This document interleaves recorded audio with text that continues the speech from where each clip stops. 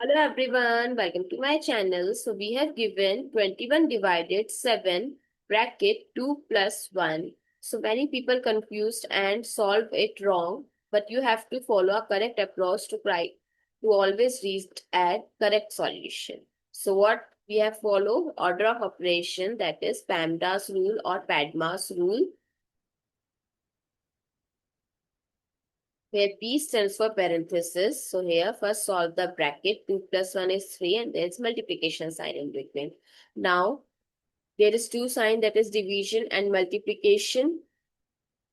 So you have to, many people solve it 21 divided 7 times 3, and many solve it 21 divided 7 times 3, 21.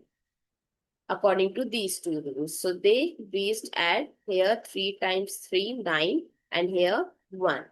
But 1 is the wrong solution. How? Because when you follow the PEMDAS rule or PEMDAS rule, depending upon the expression, here in expression, we have to solve always from left to right. And in left to right, there is a division sign first and then multiplication. So here 3 times 3, that is the 9.